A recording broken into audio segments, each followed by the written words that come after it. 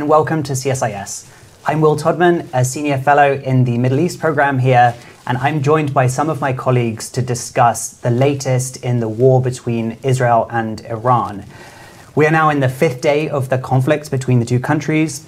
That has left at least 224 people dead in Iran and 24 dead in Israel. And while Iran continues to fire volleys of missiles at Israel, Israel has reportedly achieved air superiority over Iran and has conducted widespread strikes on various targets across the country. The US role seems to be shifting. Initially, President Trump and his Secretary of State, Marco Rubio, said that the US had no role in these operations. But over the last day or so, we've seen that rhetoric shifting. And just today, President Trump posted on Truth Social, unconditional surrender. He also said "we" when discussing military operations being conducted in Iran. So to discuss the immediate implications of this conflict, but also to zoom out a bit and try to better understand where this all might be going, I'm joined by three of my colleagues at CSIS. Mona Yacoubian is a senior advisor and the new director of the Middle East program. Dr. Doreen Horshig is a fellow in the project on nuclear issues. And Dr. Dan Byman is the director of the Warfare, Irregular Threats and Terrorism program. And you can see much more of their bios online. For those of you watching online, you can submit questions, which I will pose to our group today by using the button on the CSIS website. But Dan, I would love to start with you, please. How do you evaluate the success of Israel's military operations so far in Iran? So I think we should have our session today and then maybe a month from now do another one, and then another year from now a third, and I'll give you a different answer each time. So if you look at the immediate results in Iran, Israel appears to have hit some of Iran's nuclear sites, but certainly not all. And it has done significant damage, it appears, to Natanz, one of the most important. But Fordo, another site, seems largely intact, and a lot of the more dispersed sites have not been hit. Israel has, however, done significant short-term damage to the Iranian military. It's hit the leadership, hit numerous targets, but to be clear, they've been replaced. Israel has also rendered the missile response of Iran less effective. Now, Iran is trying to launch very large salvos at Israel, and that's difficult in part due to the command disruption, but also it appears that as Iran tries to take missiles from storage to launch areas, that Israel is disrupting that process. But again, we see some Iranian response. So far it's been pretty good from an Israeli point of view. I think the casualty ratio you mentioned at the beginning is one not only that favors Israel, but Israel has been willing to accept that. But I would say that it hasn't been an operation that's been scot-free for Israel. The one thing I would stress, though, is the future from a military point of view looks more promising for Israel in that it has now achieved almost complete air supremacy. And I'd point out that, what are we, over 3 years into the Russia-Ukraine war, and Russia is still not there over Ukraine. And the broader intelligence dominance that Israel has shown is likely to pay dividends. But to do this operation successfully in the long term is incredibly difficult, and it's unclear to me if Israel is going to achieve that. And you've talked about various types of dominance that Israel has achieved. Is it fair to say that Israel has achieved escalation dominance at this stage? So maybe. Certainly if Israel is believed to be a nuclear power, Israel is a country that has a superior conventional military. However, Iran has responded in the past with international terrorism, and that's very difficult to stop. So it does have tools in its toolkit that it can still respond with, but there's no question in terms of the broader military force, Israel has the upper hand. Thank you. And Mona, I want to come to you next to better understand what options Iran has at this point. We're just 5 days in, but the situation has changed so rapidly. What options does Iran have to either retaliate or escalate? And also, I think quite importantly, is there an off-ramp emerging? So I think Dan actually laid down quite well the ways in which Israel has achieved different types of superiority. But also I think Dan's also correct that Iran still has tools in its toolbox. beyond international terrorism, which is something that could play out over months, if not years, Iran also has some asymmetric capabilities. So a number of Iran's proxies have taken a huge hit over the past many, many months by Israel, certainly Hezbollah in Lebanon and Hamas. But the Houthis remain a capable proxy that has not shown any reticence to join the fight. Iran itself so the Houthis could undertake attacks. There are Iranian-backed militias in Iraq that retain lots of capability, especially if the U.S. should get involved. We could see some of these Iraqi militias, Iranian-backed groups, going after U.S. targets in Iraq. Iran could try some interesting ways to snarl maritime traffic, cause more problems, not necessarily blocking the Strait of Hormuz, which would really be, I think, kind of a desperate move by Iran. We're not at that point, but I think we could easily see Iran use a variety of means to kind of mess with maritime traffic and even perhaps go after naval targets and those kinds of things. And that would be a big shift in Iran's regional strategy, where over the past few years we've seen Iran trying to integrate into the region, restore ties with Arab Gulf states, and those measures that you just mentioned would really undermine that, I think, and they would cause pain to those Gulf Arab states. Yeah, no, without a doubt. I think Iran has actually made a real point of not trying to draw the Gulf in. It has not retaliated or done anything that would anger its kind of warming, its new Gulf Arab allies.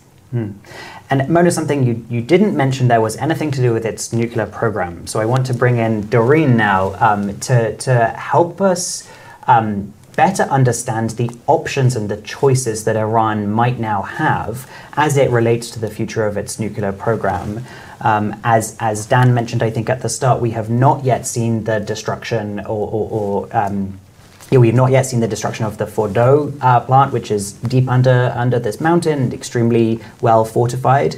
But what might Iran choose to do now with its nuclear program? Yeah, I think this is a really good question, and we have to be careful not to make predictions because we're still kind of waiting on the damage assessment here to see really what the extent of the attacks have been with regards to the nuclear program. But I see three ways that Iran might go. And the first one is that it might be now more determined than ever to actually pursue nuclear weapons for deterrence purposes, because the attacks might have shown Iran that it actually does need nuclear weapons to deter such strikes that we've seen. And as Dan already pointed out, so we have the Fordow facility that really hasn't seen any damage as far as we know. So Iran, if it wanted to sprint to a nuclear bomb, could use that facility to get fairly quickly from that 60% to the 90% that would be needed for a nuclear warhead. So that could be a short-term option to get to that nuclear weapon, but then the more long-term is to see what's still left from the nuclear program and build on that. And another option, which I think is a little less likely than the first one, is to look for that off-ramp that Mona was touching on, where I know we've seen mixed signals from the US, but there has been that White House statement yesterday kind of offering or asking Iran to reconsider negotiations. So Iran might also be looking for that off-ramp to consider diplomacy if damage continued to rise. And Iran may want to lose all parts of its nuclear program. Now, Israel would probably not support this. We know from history that Israel hasn't been very supportive of diplomacy and negotiations, so we might see continued counter-proliferation attacks there on the Israeli side. And then I think the third way, which is, I would say, the least likely choice, is that Iran might determine that the nuclear program is not viable at all and forego all nuclear developments. But that is just an option, but I see that as the least likely one. And can you explain a bit more sort of why Iran has this nuclear program in its own telling, the difference between the civilian energy program? And as far as I know, until last week, the US intelligence community continued to assess that Iran hadn't made the decision yet to break out into nuclear weapons to pursue that. But can you give a bit more background about that, please? Yeah, so the intelligence assessment was a little while ago, and things have already changed a bit since then. And we had the IAEA, the International Atomic Energy Agency, actually put out a statement last week saying that Iran has been in violation of its obligations. And Iran itself has expressed interest in building a third nuclear enrichment site. So we have seen those steps where there are clear signs that Iran is moving towards a nuclear weapon, but it hasn't yet obtained that nuclear weapon. I think Israel here has seen or perceives Iran to be a bit closer to an actual nuclear weapon than that some of the rest of the international community. Mm-hmm. Dan, I want to shift to the role of the US in all of this, because I think even over the last 5 days, or at least a little longer over the last week, the rhetoric has changed quite a lot coming out of the White House from various officials. And I did want to cite a poll that YouGov commissioned over the weekend that said that 60% of the US public oppose US involvement in this war, and 16% are in favor of it. But from the noises that seem to be coming out, it seems at least a possibility that the US might become involved. So how might US involvement change the trajectory of this war? So let me begin by giving some thoughts on the polling data. Polling on the use of force is very sensitive to the positions of leaders. And if President Trump comes out strongly either against intervention or for intervention, it's going to affect those numbers, but in a very large way. And so I think that over time, as the United States or another country becomes involved in a conflict, the polling data starts to be a bit more independent of leadership positions, but the ability of leaders to kind of set the agenda is very strong at first. If the United States does intervene, it could have dramatic effects, but there are lots of question marks. So one of the biggest, as Doreen said, is about the Fordo facility. So there's an immediate question of what to do about one of Iran's most important facilities, well guarded, deep in a mountain, and the United States has the munitions to destroy this. And this is something that this is in part why these munitions were designed, to go after targets that are very deep and inaccessible. And so in terms of reducing Iran's nuclear program significantly, a US role could make a big difference. The United States also can sustain operations over Iran much more effectively. Israel is very, very far from Iran. It's a long distance for its planes to go back and forth. It doesn't have the local bases, but the United States has bases, and if its allies allow access, it can do operations in a much more sustained way with far more forces over Iran with very good munitions. This can affect whatever targets we hit, Iran's military, its broader security infrastructure, and of course its military facility. There's also, though, the question of Iranian retaliation. Now, I think, and others, and welcome others' opinion on this, that we actually don't know how Iran would respond, right? It is plausible to me that they recognize that they're just overmatched, and that fighting the United States now on top of Israel with their limited capacity isn't going to work. And that maybe, revenge is a dish best served cold. They'll just wait a year or two, but they'll figure it out later. But it's also quite plausible to me that, as Mona said, they'll go to various proxies and say, hit whatever you can of the United States. And that could be US bases, it could be US tourists and business people, it can involve international terrorism, that it really could be a much more all-out effort. And I don't think Iran necessarily has made a decision one way or another on that, but I think we have to think of possibilities. And one thing I would stress, we also have to think of possibilities that, from our point of view, seem illogical, because we don't know what information the Iranian leadership is receiving, right? And this is always difficult in peacetime, let alone wartime, where you have a lot of information coming in, some of it conflicting. Add to that Iran's belief that the United States is behind a lot of Israeli actions, even if the United States often sees Israel as acting independently. Iran may believe the United States is going to go to war, even if the US doesn't go to war, and respond accordingly. So there's a lot of potential for miscalculation that could really change things right now.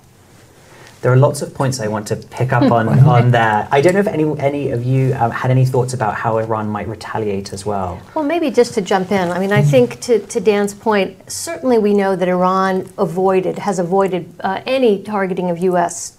targets, now before the U.S. is involved, precisely to try to avoid bringing the U.S. into the fight. I do think Tehran's calculus shifts should the U.S. get involved, and that there will be a feeling, not that Iran would directly retaliate, but again, what we've seen in the past, we've seen the Iranian playbook, which is the use of proxies, which is they're vastly diminished, but I think Iran would almost feel compelled to have some sort of indirect response. But also, I think the other piece of this, which we've touched on but not really gotten into, is is Iran looking for an off-ramp? And if it is, then I think its calculus, it would not be to engage in retaliatory attacks, but to continue to sort of push through Gulf mediators, some way toward negotiations, some way back to the negotiating table. President Trump's rhetoric is making that increasingly difficult. I think earlier today he called for, I think it was unconditional surrender, which in the Iranian culture that's going to be, or frankly in any culture, that's going to be very, very difficult. And so the question would be, I think Iran is looking for a path back to the negotiating table, but they can't do it unconditionally. They would look for some sort of a ceasefire, and then they'd start to perhaps negotiate on the nuclear questions and demonstrate more flexibility. So they may sort of hold back on any sort of significant retaliation if they feel there's a path back to the negotiating table. And Doreen, what might concessions look like as it relates to Iran's nuclear program? Yeah, so I think, of course, the one part we're always thinking of is the enrichment capabilities. So under the original the Iran nuclear deal, Iran wasn't allowed to go beyond, I think it was 3.1 or 3.2% of highly enriched uranium, but then it was using kind of these hedging steps. It went to 20% and 60%, and then there have been even reports that the IAEA had found particles of 83%. So I think the enrichment part is a big part, right, where the international community wants to see a concession, because that is what you will need as the next step to that nuclear weapon. Even though there's still other steps that are missing from really getting a deliverable nuclear warhead, there's a few remaining steps there. I think we hear a lot the reference that Iran has enough enriched uranium to produce 9 to 10 nuclear warheads within a week or two, but we also have to take into account that it still needs to assemble that warhead and then put it on a deliverable vehicle. Can I add briefly to that?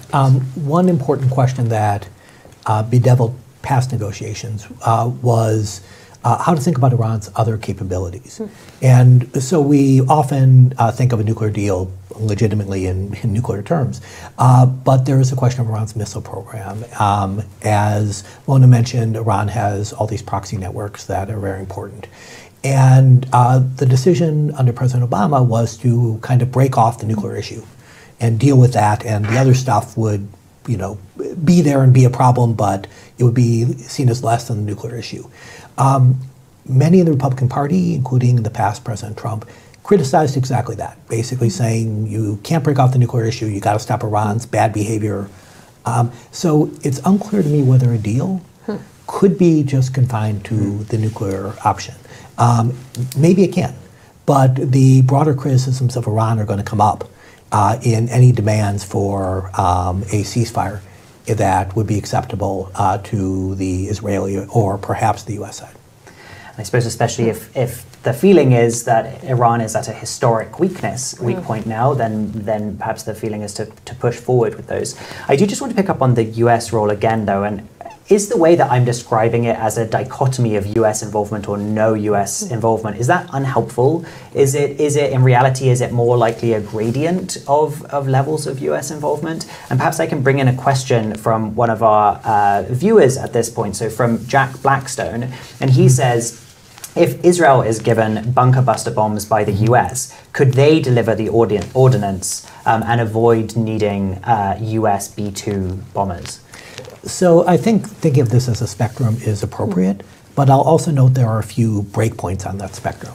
So right now, the United States is currently assisting Israel with air defense as Iranian missiles and drones are shooting at Israel. So that's a significant role. That's not neutrality in any sense of this.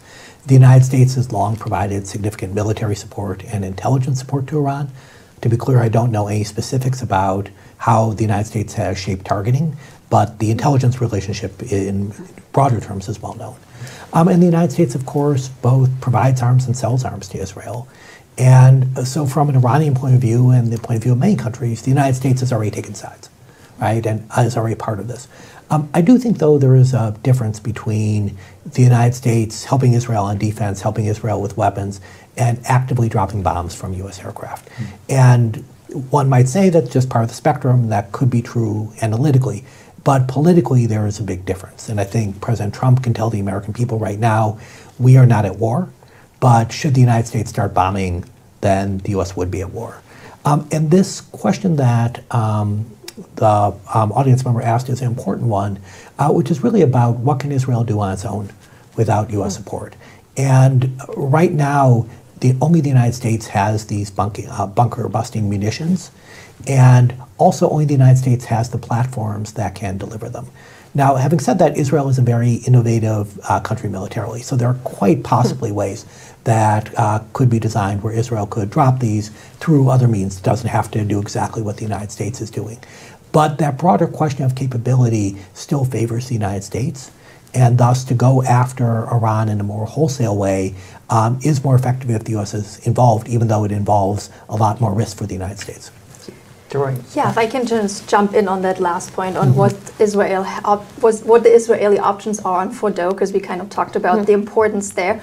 And like Dan said, Israel has been showing incredibly creativity and innovative options in its past counter-proliferation efforts against Iran.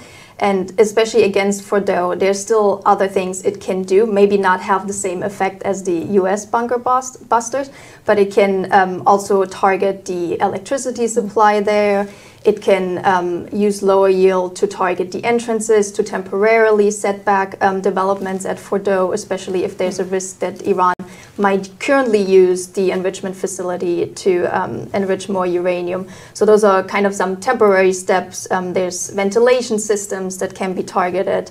Or the Israelis might even insert some special forces inside the facility.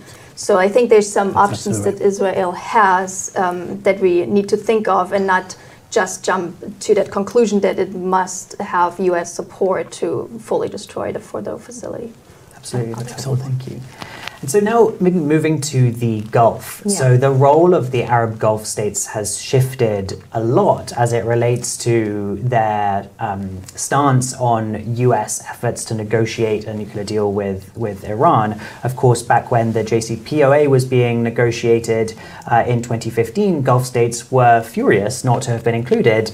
And furious to the point that you raised, Dan, about these other issues not being included in those negotiations. They wanted to see the regional activities of Iran included in those negotiations.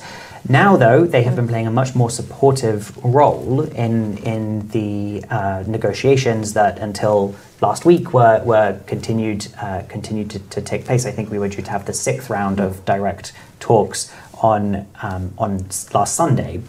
So, Mona, what's at stake for the Arab Gulf states? And can you explain a bit why this calculation has changed for them and why they were initially supportive of diplomacy and how are they thinking about it now? Right. No, I mean, I think we've seen a dramatic, I would say almost a 180 shift in the Gulf's views of Iran and U.S. negotiations. You rightly point out, Will, that during the JCPOA, they were quite angry at having been left out of it. We could go back further and look at 2010 when you had the Gulf basically calling on the U.S. to cut the head of the snake, demanding military action to address Iran's nuclear capabilities. So I think what's happened, we've seen a significant shift that in part I think dates to the attack, the Iranian-backed attack on Abqaiq, a major Saudi oil facility in 2019. At that time, the attack took out 50% of the capacity of that oil production facility. And what was notable to the Gulf was that the U.S. didn't respond.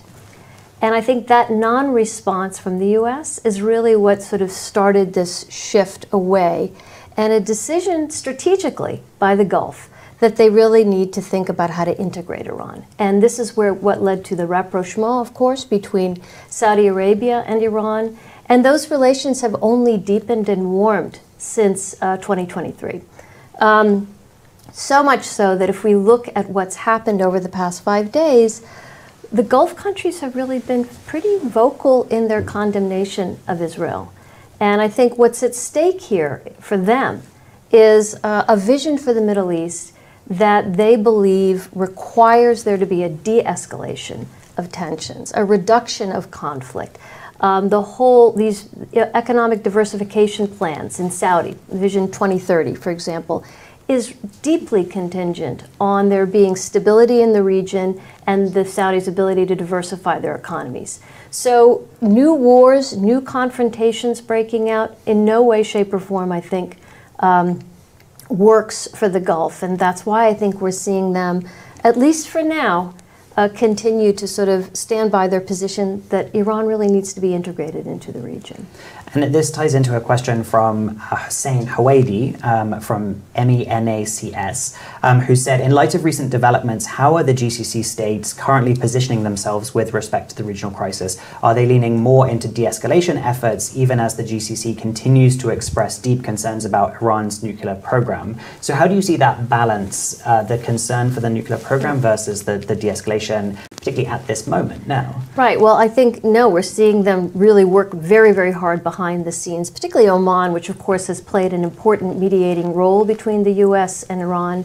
Other traditional mediators like Qatar, we're seeing them step up efforts to really try to de-escalate, get the parties back to the negotiating table.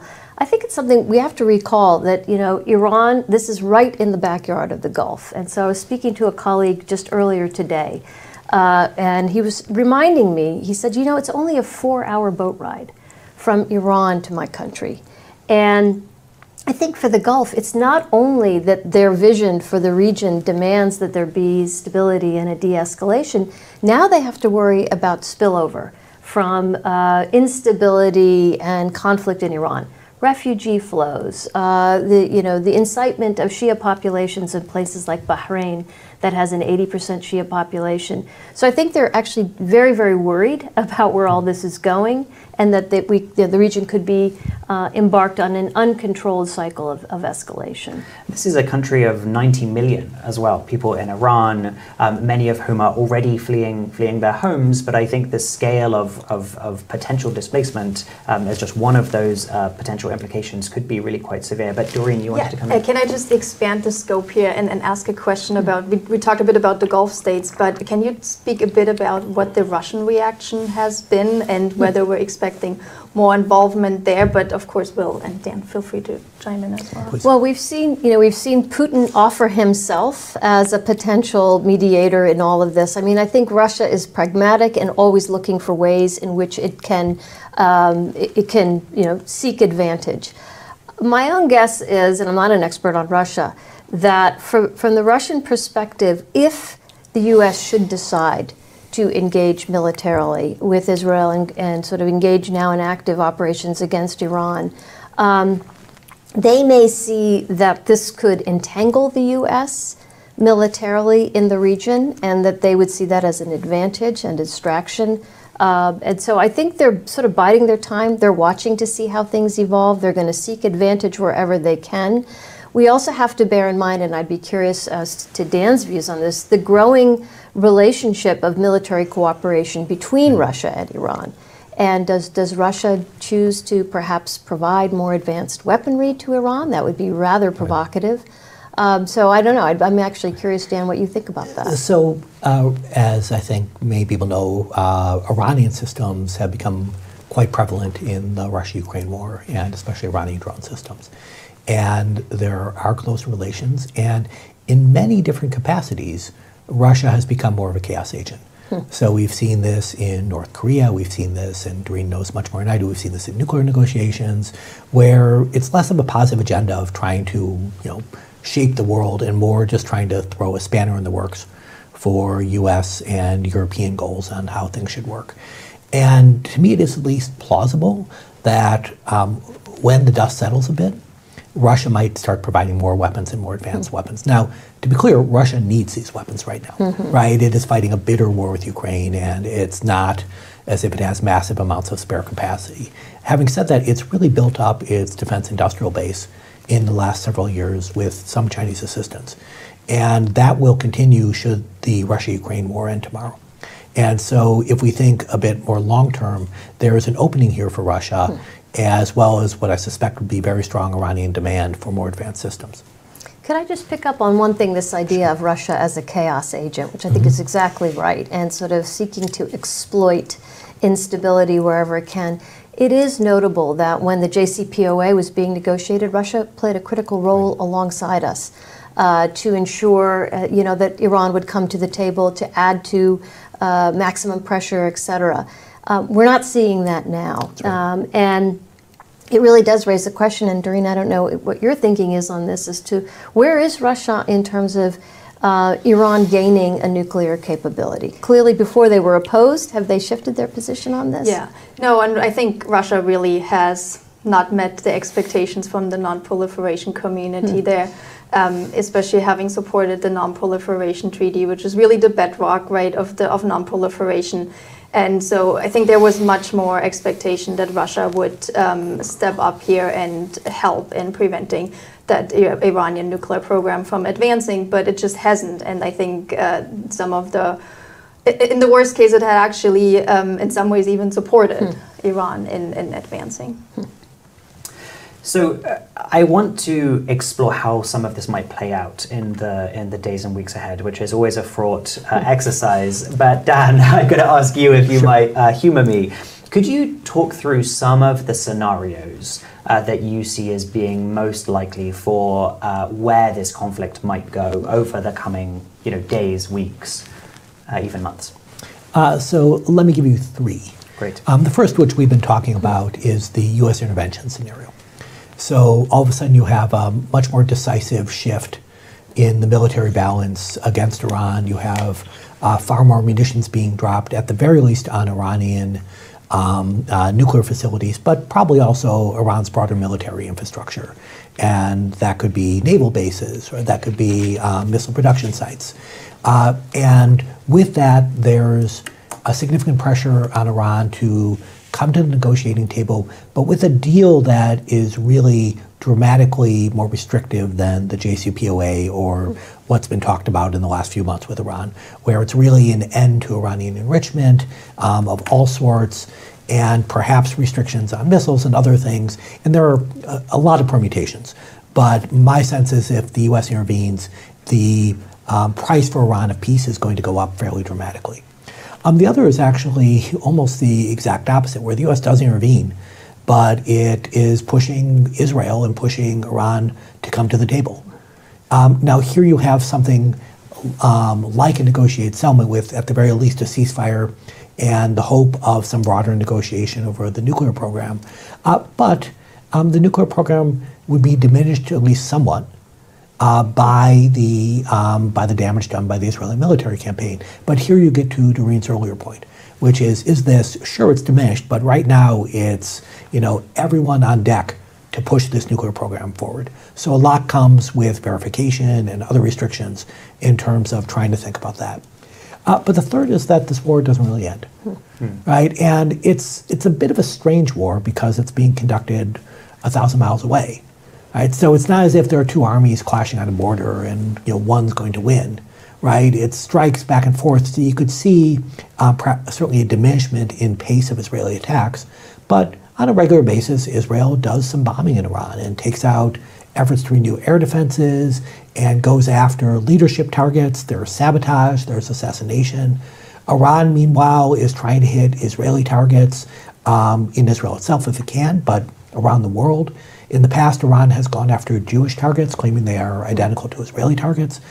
So you could see not exactly a forever war, but like a forever skirmish, where there's back and forth, there's not quite normalcy, but at the same time, it's hardly all-out war. I'm sure there are other permutations that others may want to kind of add to that. Maybe if I could just jump in on that, and I think you've laid the scenarios down well. I guess for me, the second scenario of the U.S. not intervening militarily, but actually taking a more active position to negotiate and de-escalate this conflict and bring Iran to task, perhaps negotiate a more effective, more stringent deal. To my mind, that sort of holds the promise of where I was going initially, which is the Gulf is looking for kind of more stability in the region. It holds the promise of perhaps de-escalating tensions, etc. The issue with the third and the first scenarios, I think, raises a much bigger question about there are no rules anymore governing the Middle East. These various military interventions at will, the sense that all red lines have essentially been transgressed. And again, speaking to those from the region, they raise worries about, well, whatever happened to kind of the international rules-based order, and how does that apply here or not? And so I think it raises a much bigger, scarier question about not just what kind of Middle East that is, but what are the implications beyond the Middle East globally for kind of a region that's just utterly off the rails and ungoverned by any rules. And then the last point I'll make is I think those kinds of chaotic scenarios, scenarios 1 and 3, also do have implications here at home, right, in terms of prices at the gas pump and just broader instability, supply chain questions. We've seen that already with the Houthis and their interventions in the Red Sea, adding to shipping times and prices and so forth. So I think both of those are really kind of really frightening scenarios in terms of not just for the region, but with real implications and reverberations globally. And perhaps to continue on the theme of frightening implications for the world, Doreen, I wonder if you could share what you think some of the implications of this war are for non-proliferation or proliferation, elsewhere in the region, but also more broadly around the world. Yeah, I think this is a crucial question, especially as we see the nuclear order already crumbling quite a bit. And Iran is not the only issue that the nuclear community faces. But let me just touch maybe on 3 points, the NPT, the IAEA, and the third one, what it means for actors that might be interested in proliferation. I think the first one, the NPT, we've seen or heard that actually Iran is considering to introduce a bill or is actually drafting a bill to withdraw from the NPT. So that would have huge implications for the non-proliferation community, and that's something they would have to wrestle with. It would, of course, in some ways hurt that regime. But we also have to be careful to say that all non-proliferation efforts then will go down the drain. I think there's other past examples like North Korea, where the NPT in some ways survived that, and there's still 190 countries that are part of the NPT, and that all agree that non-proliferation is the way forward and that they don't want additional actors proliferating. The second one, the IAEA, I think here we'll see that the IAEA will be weakened by that, probably have less access to Iran's production and stocks. And we already, after the Iranian nuclear deal, after it broke down, the IAEA lost its ability to surveil the country. So we'll probably see that continue to break down. And then I think the third one is to look at what does the message of the Israeli strikes send to other states that might be interested in proliferation. And I think one of the arguments here is that others may be thinking to go that step is too risky and too costly, but I think we have to be careful to make that assessment, because Israel as a counter-proliferation actor is very unique.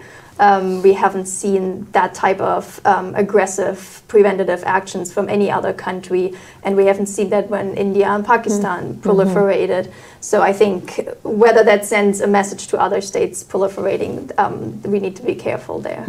And just to make sure I've understood, are you saying that other states might take the lesson that if Iran had nuclear weapons capabilities, they would not have suffered from this attack, and therefore it might encourage others to pursue nuclear capabilities? I think that's a lesson that some would take away, just how that was maybe an implication of Ukraine, right? If Ukraine would have had nuclear weapons, would have had Russia attacked. But that's, something that's really hard to assess and really hard to measure because it's so hypothetical.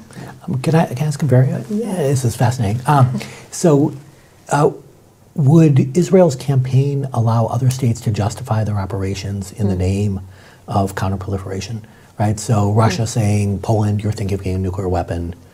That's unacceptable. We're going in, or China with South Korea. I mean, you would know the examples better than I, but can it be a rationale? Yeah, I think in some ways it would almost legitimize Israeli actions and aggressive counter-proliferation actions, right? A lot of these type of attacks are violating international law and is oftentimes almost ignored, or just a tap on the hand and it's verbally condemned and saying, oh, you can't do that. But in the end, we're also seeing that there's a part of the international community that supports this type of actions. But I think most importantly, that type of action, to go and use counter-proliferation actions, it delegitimizes the IAEA and international law and treaties and agreements that countries came to in a formal manner.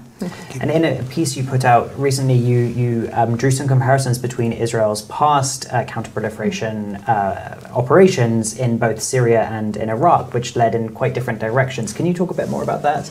Yeah, so very different scenarios. Of course, Iraq and Syria, they were very single activities and locations. So Israel used kind of the surgical strikes there before the programs were as advanced as Iran's program. And now we're seeing a full-out campaign of assassinations of the Iranian scientists, the airstrikes, taking out the Natanz facility, but also targeting some of the other facilities that provide equipment for the nuclear program. So the campaign was very different than it was in Iraq and Syria.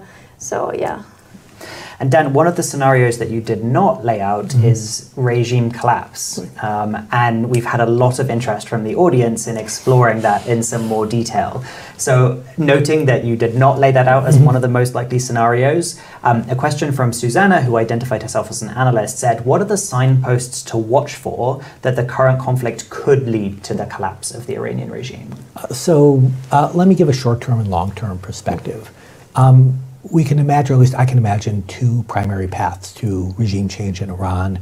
One is popular unrest that kind of leads the regime to collapse. And that, in some ways, is a variant of the Islamic Revolution itself, the 1979 Islamic Revolution.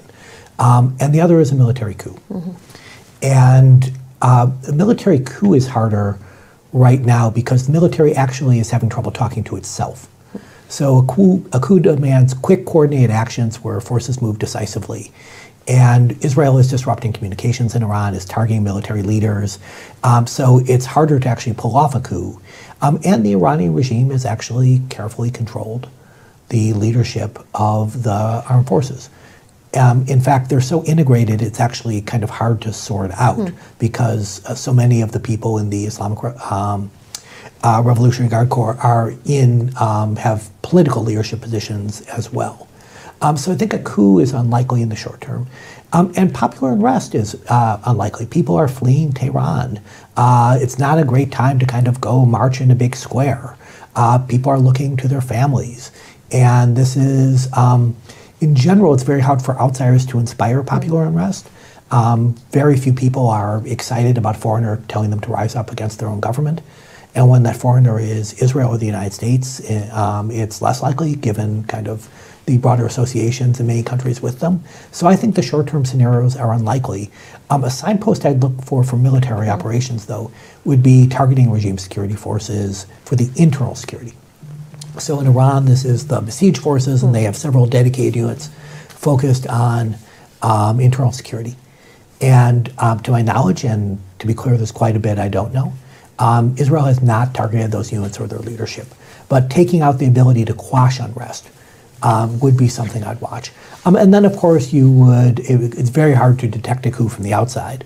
But for popular unrest, you would look for size of the crowds. You would look for how quickly it spreads from city to city. Is it simply a Tehran thing, or is it spreading to other cities?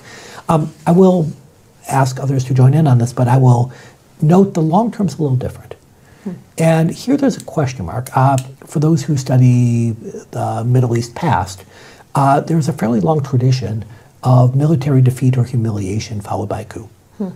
And the legitimacy of many of these regimes is predicated on defense of the country. In Iran's case, it's very much predicated on standing up to Israel and standing up to the United States. And to fail, not just in a general sense, but in a rather humiliating sense, where Israel does these dramatic intelligence operations that show penetration of the Iranian system, that embarrassment is the sort of thing that discredits existing leaders and may lead some leaders in the military or elsewhere to say, the problem is the current leadership, we need to change things. But I don't think that's going to happen sooner, and there would be a lot of factors that would be involved in that long-term calculation, not just current military operations. I mean, I think those scenarios you laid down, Dan, sound right. I mean, I think for me the bigger question is just broader instability. I mean, there's been discussion, for example, or President Trump has talked about, we know where the supreme leader is hiding, and we're not going to target him yet. But it raises these bigger questions of just the promotion of widespread instability and power vacuums opening up, not necessarily with organized protests then stepping in and taking over, but just sort of an amalgam of all kinds of kind of chaotic developments that really we don't know where they go. And I think that's almost a bigger concern. Maybe more of a medium term, I don't know. But I mean, I guess one question back is, what if the supreme leader is taken out and assassinated? What does that look like from your vantage point? So if he's taken out, I think in the short term, they have a succession plan, or at least a succession process. And I think the system can function without him and will function without him. And I think, though, it would be something that would be enraging from an Iranian regime point of view. Now, the caveat to all this was, if you look at the Hezbollah operation in September and October of last year, where, of course, Hassan Nasrallah, this incredibly important, charismatic figure, very much at the center of Hezbollah's identity, Israel kills him, and there's outrage in Hezbollah. But then they kill leader after leader, commander after commander, take out capability after capability. And right now, Hezbollah is saying very clearly, we want to stay out of this. So one Israeli argument might be, sure, there'll be a short-term spike in anger, but the way these campaigns succeed is you go after leadership more broadly, not individual leaders. And if we can make it clear we can target you anytime, anywhere, that despite their own desires, Iran may be forced to come to the table. So, yeah. Yeah, just 2 cents here on, I think the uncertainty we've been talking about is exactly why the international community doesn't want Iran to have nuclear weapons. Because it thinks that, or justifies that, this takes these reasons because we don't know if the nuclear weapons will then fall into the wrong hands because of that risk of regime change and instability in the country. And someone who identified himself as David, who asked this question on YouTube, said, could the following strategic considerations, cutting off China from a source of cheap oil, depriving Russia of affordable Iranian drones and key imports, halting Iran's nuclear program, and possibly achieving regime change, combined with domestic political pressures, be enough to convince President Trump to pursue a land invasion of Iran? I think that's probably quite extreme, but I wonder, could it convince him to increase the U.S. involvement in this conflict? If I could just jump in on that question, I mean, I think if we sort of go back even just a couple weeks, we should recall that President Trump was really staking his policies and positioning in the Middle East on avoiding any more forever wars. And he was really eschewing military intervention. And in speeches he gave during his trip to the Gulf, he sort of criticized earlier efforts by the U.S. at nation building and so forth, very specifically. So not only, you know, do I think coming in with ground forces is highly, highly, highly unlikely. I mean, I see if the U.S. does get involved, it'll be in an air war. But I do think President Trump does have to weigh whatever decision he takes on intervening militarily against what he campaigned on and against, frankly, how much of his base seems to feel about military intervention, which is that people are not interested in the U.S. Once again sort of finding itself enmeshed and entangled in a long-term military intervention. That's why I think no matter how compelling some of those reasons might be, and we could push back on how realistic they are, I think that there is still this domestic political question that is still quite significant for the president in terms of how these decisions might be taken. I think this leads to another question from a colleague of ours at CSIS, Natalia, who says, what would increased US intervention in the Israel-Iran conflict signal about its broader strategic priorities, US broader strategic priorities, and foreign policy relations with key Middle Eastern powers? Would this be, I mean, would it be the 180 that we've been discussing that the Gulf states took? Would this be a 180 for President Trump's policy in the region? I mean, I think it would be an upending of where things were a month ago, where the president, remember, there was some almost, you know, on paper anyway, $2 trillion of deals signed, major investment deals with the Qataris, with the Emiratis, with the Saudis. All of that in the name of a sort of a seemingly new approach. There was no Trump doctrine, but a new approach that really prioritized economic engagements, big deals that would bring investment into the U.S. All of that, I think, kind of is, you know, goes up in smoke in a sense if the U.S. gets involved militarily and finds itself once again on a war footing in the Middle East. And I don't think this is, again, this is something that I think would in no way, shape, or form be favored by Gulf Arab states as well. Yeah, I think this would hurt also all options for any nuclear talks. I think what we've seen on Truth Social earlier today, but also yesterday, I think is a way maybe of the president to put pressure on Iran to come to the negotiating table. I'm not sure that he has changed his views on getting entangled in another conflict in the Middle East. I mean, it's very hard, of course, to predict President Trump. The rhetoric in the last 24 hours has changed a lot. And one small factoid, if you will, was the president was very critical of Tucker Carlson, who has long been extremely opposed to the U.S. going to war in Iran. And that's, you know, part of his constituency. So there are possibilities in terms of what might happen, but as Mona said, this would be a huge change. I'll kind of add and foot stomp 2 points. One is there was supposed to be a greater U.S. emphasis on China and less on the Middle East. Now, people who are a little older who are watching this may smile because they'll say, oh, I remember when President Obama said that. And I remember when, you know, they tried to do that and Trump won, and President Biden was trying to do that. So the Middle East does tend to suck the United States back in despite the wishes of U.S. strategists. But the second point is, as Mona said, you know, when Iran attacked Saudi Arabia in the past, the United States really did nothing. And so, yes, President Trump has at times been involved in the Middle East, but it's not the high-profile, sustained engagement that past administrations had done and that President Biden's administration had done. And this would be a real shift. This is something that would make the Middle East much more front and center. It's not a one-off. It's not a deal. And so it would put the United States back in the Middle East in a way I'm not sure the administration, at least a month ago, wanted to do.